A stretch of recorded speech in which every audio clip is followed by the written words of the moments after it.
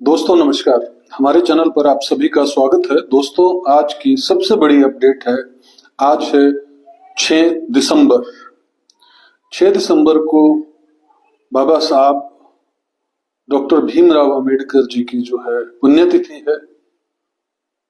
इस देश को बहुत कुछ दिया बाबा साहब ने। संविधान लिखने में दिन रात एक की और हर एक समाज को जगाने के अंदर सहयोग दिया। लेकिन दूसरी जो बड़ी खबर है, जो 6 दिसंबर को किसानों ने एक ऐलान कर रखा था कि 6 दिसंबर को किसान जो है वो बॉर्डर से दिल्ली की तरफ कूच करेंगे। हरियाणा सरकार ने परमिशन देने से अभी फिलहाल जो है वो मना कर दिया है।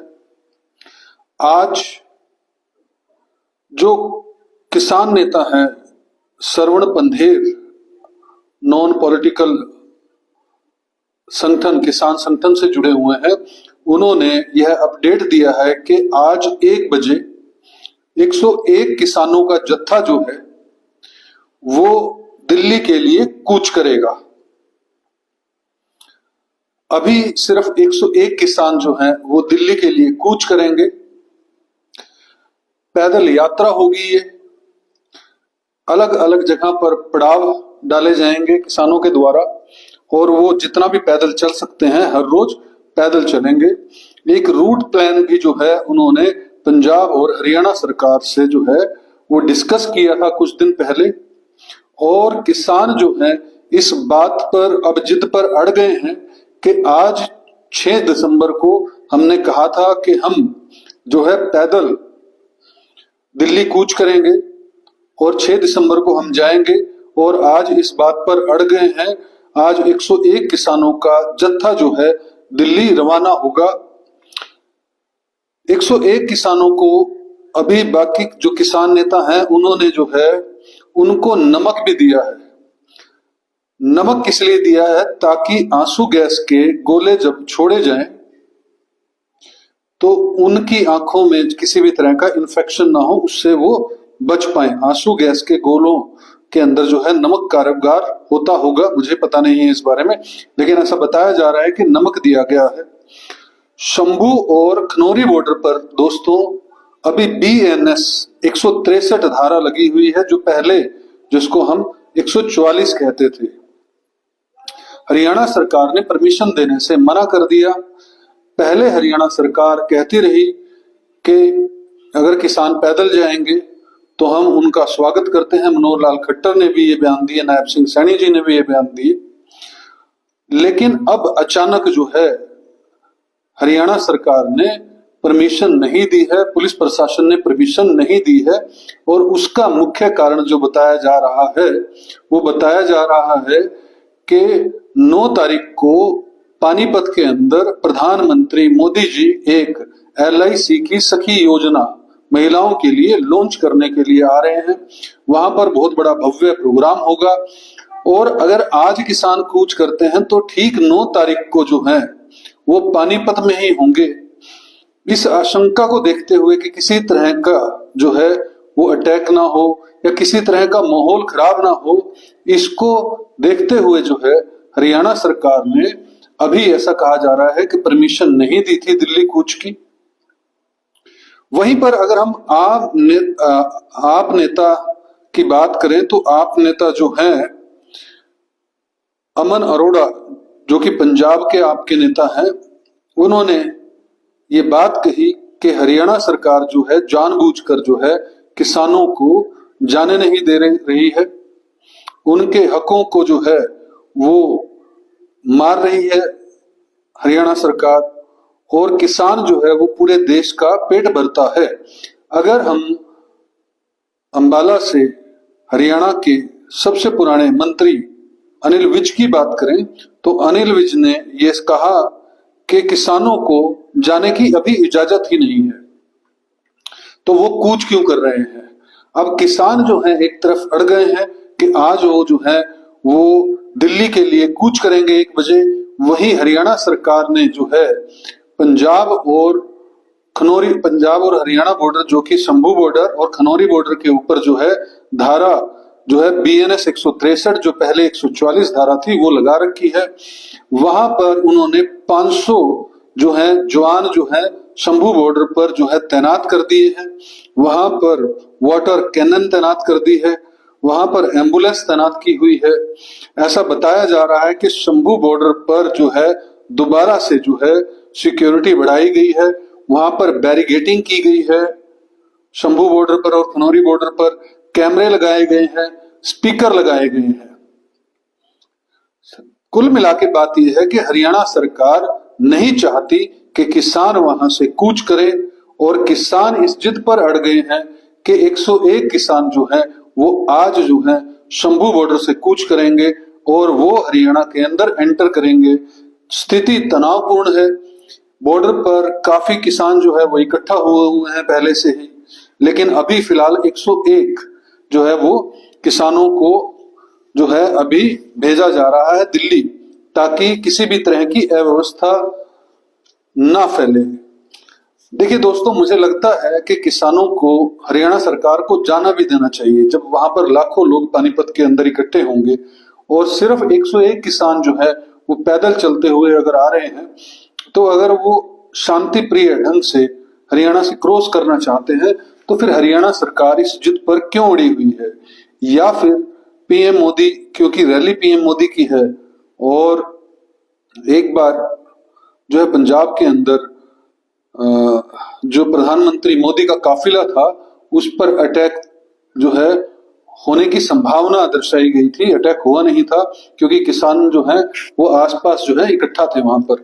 तो किसानों का और प्रधानमंत्री मोदी का जो मामला है वो 36 का आंकड़ा ही है कहीं ना कहीं, क्योंकि किसानों की जाने गई, किसान शहीद हुए दिल्ली के अंदर 750। प्रधानमंत्री मोदी ने जो है आज तक कुछ नहीं किया, लेकिन 9 तारीख को रैली होने के कारण शायद, क्योंकि अगर 101 किसान पंजाब से हरियाणा की ओर चलेंगे तो हरियाणा में ये संभावना हो सकती है कि पैदल चलते चलते किसानों के साथ और भी किसान मजदूर जो है वो जो है एकजुट होएं और वो पैदल यात्रा के अंदर जो है शामिल हो, और हरियाणा करनाल पानीपत पहुंचते पहुंचते जो है हजारों किसान जो है वो एक साथ सड़कों पर इकट्ठा हो जाएं। तो कहीं ना कहीं पीएम सिक्योरिटी को देखते हुए जो है ये बात सही भी है कि 9 तारीख के बाद जो है परमिशन दी जाए। मुख्य मांगे क्या है किसानों की, एक बार ये हम जान लेते हैं। सभी फसलों पर एमएसपी मांगते हैं किसान। स्वामीनाथन आयोग की रिपोर्ट से एमएसपी तय हो। डीएपी खाद की कमी को दूर किया जाए। मैं मुख्य मांगे आपको बता रहा हूं, किसान जिस पर जो है एजिटेशन कर रहे हैं लगातार काफी समय से। किसान खेत मजदूरों पर का जो है वो कर्जा माफ हो। भूमि अधिग्रहण अधिनियम 2013 दोबारा लागू किया जाए। लखीमपुर खीरी के दोषियों को सजा दी जाए। मुक्त व्यापार समझौते पर रोक लगाई जाए। किसान आंदोलन में मृत परिवारों को मुआवजा व सरकारी नौकरी दी जाए। विद्युत विधेयक संशोधन विधेयक जो है 2020 को रद्द किया जाए। ये सभी मुख्य मांगे हैं। और मैं एक चीज जान नहीं पा रहा हूं, मैं बार बार जब भी किसानों पर वीडियो बनाता हूं तो मुझे ऐसा कहीं पर नहीं लगता, अगर हम किसानों की स्थिति को देखेंगे तो किसानों की स्थिति हरियाणा और पंजाब के अंदर जितनी बेहतर है, अगर वहीं हम राजस्थान की बात करेंगे, वहीं हम मध्य प्रदेश की बात करेंगे, वहीं पर हम उत्तर प्रदेश की बात करें, वहां पर बिहार की बात करें, वहीं पर हम उड़ीसा की बात करें, अलग अलग अगर हम स्टेट की बात करें तो किसानों की आय जो है वो इतनी है कि वो अपने एक बच्चे को पढ़ा नहीं सकते, रोटी नहीं खा सकते ढंग से। और अगर स्वामीनाथन रिपोर्ट के आयोग की रिपोर्ट के आधार पर जो है रेट तय हो जाए और पूरे देश के अंदर एमएसपी लागू कर दी जाए, इससे किसानों की जो है वो स्थिति सुधरेगी। क्योंकि अगर किसानी को देखें हम तो पूरे देश के अंदर किसान जो है किसानी के द्वारा जो है जीडीपी के अंदर बहुत अहम योगदान देते हैं। अगर हम कोरोना की बात करें तो सारी की सारी क्षेत्रों में जीडीपी जो है वो पूरी तरह से ध्वस्त हो गई थी। एक किसानी सेक्टर ही ऐसा बचा था जिसके अंदर जीडीपी जो है वो एज इट इज मेंटेन्ड थी। अगर एमएसपी किसानों को मिलेगा तो वहां पर जो गांव के आसपास के लोग जो हैं, गांव के जो लोग हैं, वो मजदूरी उस खेत के अंदर करते हैं, उनकी भी दिहाड़ी बढ़ेगी। कम उनकी जो अभी डेली वेजेस पर अगर किसान लगाता है किसी मजदूर को 200-300 रुपए देता है, प्रैक्टिकल है। और हो सकता है कि उत्तर प्रदेश, मध्य प्रदेश, उड़ीसा जैसी जगहों पर तो 100 रुपए भी देता हो पूरे। ऐसा मैंने कहीं पर आर्टिकल में पढ़ा था कि जो किसान जो है मजदूरी करते हैं, जो मजदूरी करते हैं मजदूर खेतों के अंदर, उनको सिर्फ 2 वक्त की रोटी पर जो है रखा जाता है। आप ये देख सकते हैं दयनीय हालत कितनी बुरी है किसानों की। और ये बात पिछले 11 सालों से भारतीय जनता पार्टी जो अपने आप को लगातार ये बात कहती है कि हम किसानों की जो है फेवरेबल पार्टी हैं, हम किसानों के हित की बात करते हैं, हम किसानों के हित के लिए काम कर रहे हैं। अगर 6,000 रुपया साल के अंदर किसी किसान को दिया जाता है तो वो मात्र 500 रुपए होता है। 500 रुपए में आजकल मोबाइल रिचार्ज होता है एक व्यक्ति का, अंदाजा 400 कुछ रुपए टैरिफ हो गया अभी, 350-400। तो किसानों को क्या बेहतर जिंदगी जो है वो देने की बात सरकारें कर रही हैं। किसान जहां पर आत्महत्या करते हो उस देश के अंदर ये अंदाजा लगा लिया जाता है कि किसानों की स्थिति कितनी बेहतर होगी। तो मेरी समझ ये कहती है कि किसी भी सरकार, जो भी सरकार हो, उसको जो है किसानों की हर फसल पर जो है एमएसपी जो है वो देना चाहिए। और किसान स्वतंत्र है कि वो क्या फसल जो है वो उपजाना चाहते हैं। इसके लिए गाइडेंस जो है वो गवर्नमेंट भी प्रयास करती है। अलग अलग तरह के अवेयरनेस कैंप लगाए जाते हैं कि आपको किस तरह की खेती करें जिससे आपकी इनकम बढ़ जाए।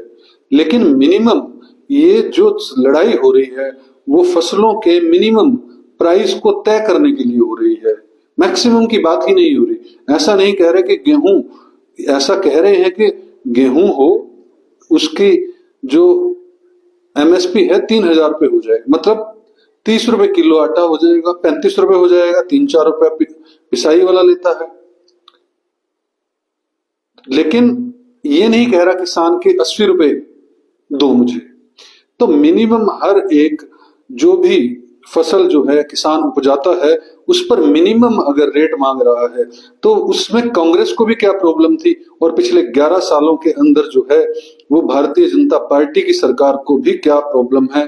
प्रधानमंत्री नरेंद्र मोदी को क्या जो किसान नेता है या जो भारत सरकार के अंदर कृषि मंत्री हैं वो ठीक ढंग से एड्रेस नहीं कर पा रहे हैं, उन्हें समझा नहीं पा रहे हैं, या फिर सब कुछ जानते हुए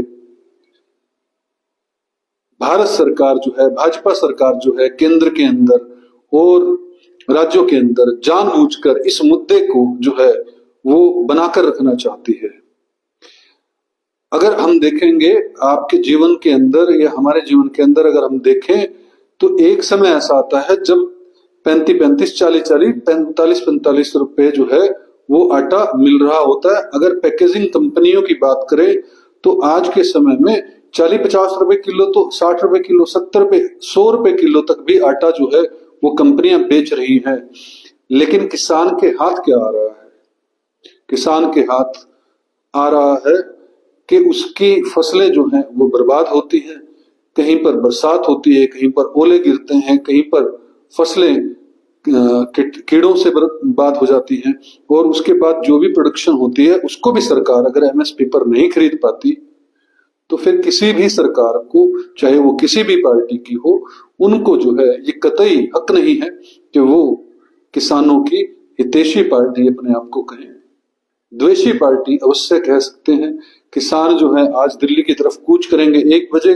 देखना ये होगा कि हरियाणा सरकार जो है क्या एक्शन लेती है। पिछली बार जिस तरह से जो बॉर्डर पर हाल हुआ था वो काफी भयावह था, लेकिन किसान भी क्या करें, क्योंकि सरकारें जो हैं जब तक आप सरकारों से लड़ते नहीं हो तब तक आपको हक नहीं मिलता है। ये हमें किसान आंदोलन से सीख भी लेनी चाहिए। और किसान आंदोलन सिर्फ किसानों का नहीं है, मेरे ख्याल से सभी का आंदोलन है, ये इस देश का आंदोलन है। ये जब ये देश के नागरिक समझेंगे तो सरकारों को भी इसको मानने में कहीं ना कहीं जो है कोई भी दिक्कत नहीं होगी। मैंने जो भी आपको मांगे बताई है किसान रख रहे हैं, ये सभी की सभी मुझे बिल्कुल एक निष्पक्ष तौर पर बिल्कुल सही लगती हैं। आपको कैसे लगती है? क्या ये मांगे गलत हैं? कमेंट के माध्यम से जरूर बताइएगा। हमारे वीडियो को लाइक और शेयर कीजिएगा और चैनल को सब्सक्राइब कीजिएगा। जय हिंद, जय भारत।